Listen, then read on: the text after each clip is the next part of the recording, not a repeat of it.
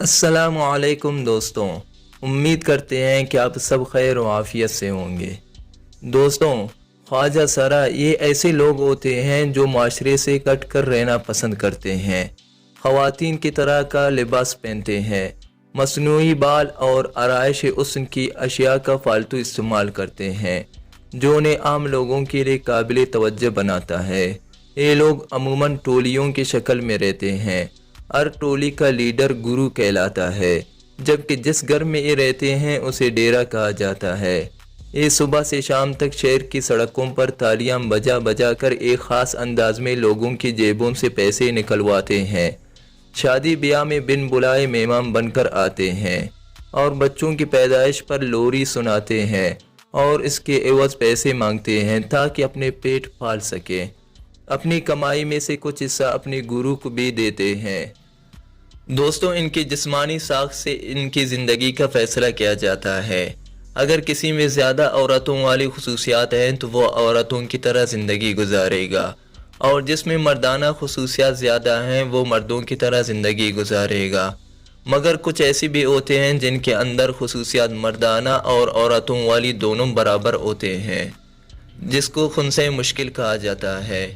خنثی مشکل کے بارے میں ایک واقعہ مذکور ہے کہ حضرت علی المرتضی رضی اللہ تعالیٰ عنہ کے سامنے ایک ایسا واقعہ پیش ہوا جس نے اس زمانے کے تمام علماء کرام کو ورطۂ حیرت میں ڈال دیا کہ ایک شخص نے ایک خنثی سے شادی کی اور مہر میں اس شخص نے اپنی بیوی یعنی خنثی کو ایک لونڈی دی۔ وہ خنثی اس قسم کا تھا کہ اس کا فرج مردوں اور عورتوں دونوں قسم کا تھا۔ اس شخص نے اپنی بیوی کے ساتھ جمع کیا تو اس سے ایک لڑکا پیدا ہوا، اور جب اس خنثی نے اپنی لونڈی کے ساتھ جمع کیا تو اس سے بھی ایک لڑکا پیدا ہوا۔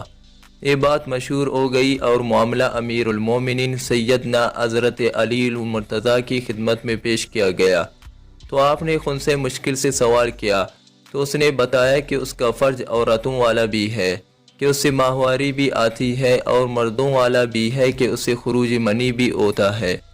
حضرت علی رضی اللہ تعالی عنہ نے اپنے دونوں غلاموں برق اور کمبر کو بلایا اور ان کو حکم دیا کہ وہ خنثی مشکل کی دونوں طرف والی پسلیاں شمار کریں، اور حضرت علی رضی اللہ تعالی عنہ نے فرمایا اگر بائیں جانب کی ایک پسلی دائیں جانب سے کم ہو تو پھر اس خنثی مشکل کو مرد سمجھا جائے گا ورنہ عورت۔